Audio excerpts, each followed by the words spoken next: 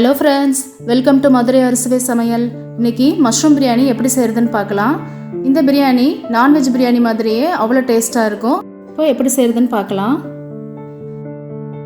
அடுப்பில் ஒரு குக்கரை வச்சுட்டு 50 மில்லி நெய் ஊற்றிக்கலாம். 25 மில்லி எண்ணெய். எண்ணெய் காயவும் ஒரு பிரிஞ்சாலையை போட்டுருங்க. 1 டீஸ்பூன் சோம்பு. சோம்பு நல்லா சவக்கவும் இன்றைக்கி நான் ஒரு பெரிய வெங்காயம் எடுத்திருக்கேன், அதை கட் பண்ணி போட்டுக்கலாம்.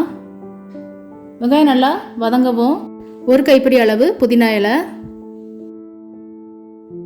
1 டேபிள் ஸ்பூன் இஞ்சி பூண்டு விழுது, 3 தக்காளி, 5 பச்சை மிளகா, 1 டேபிள் ஸ்பூன் கரம் மசாலா பொடி.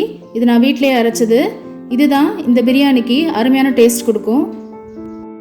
இன்றைக்கி நான் மஷ்ரூம் ஒரு பாக்கெட் எடுத்திருக்கேன், அதை கட் பண்ணி போட்டுடலாம். அதையும் இதோடு சேர்த்து நல்லா வதக்கி விட்ருங்க.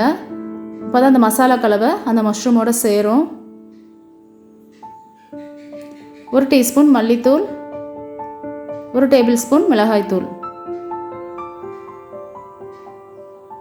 தேவையான அளவு உப்பு போட்டுக்கலாம். எல்லாத்தையும் இப்போ நல்லா வதக்கியாச்சு. அரிசி ஒரு பங்குனா தண்ணி 2 மடங்கு. நான் இன்றைக்கி 400 கிராம் அரிசி எடுத்திருக்கேன், அதுக்கு டபுள் மடங்காக நம்ம தண்ணி ஊற்றணும். அரிசி வேணால் நீங்கள் டம்ளரில் அளந்து எடுத்துக்கிட்டு 1 டம்ளர் அரிசினா 2 டம்ளர் தண்ணி ஊற்றிடுங்க. கொதிக்கவும் அரிசியை போட்டுடலாம். குக்கரை மூடி வச்சுருங்க. நல்லா ஸ்டீம் வரவும் வெயிட்டை போட்டுட்டு அடுப்பை அப்படியே சிம்மில் வச்சுருங்க. சிம்லேயே அது 10 நிமிஷம் வேகட்டும். 10 நிமிஷம் கழித்து நம்ம அடுப்பை ஆஃப் பண்ணிடலாம். அருமையான சுவையான மஷ்ரூம் பிரியாணி ரெடி ஆயிரும். இந்த வீடியோ பிடிச்சிருந்தா லைக் பண்ணி, ஷேர் பண்ணி, கமெண்ட் பண்ணுங்கள். மறக்காமல் சப்ஸ்கிரைப் பண்ணுங்கள். பக்கத்தில் இருக்க பெல் ஐக்கானை கிளிக் பண்ணுங்கள். அப்போ தான் அடுத்து நான் போடுற வீடியோ உங்களுக்கு ரீச் ஆகும்.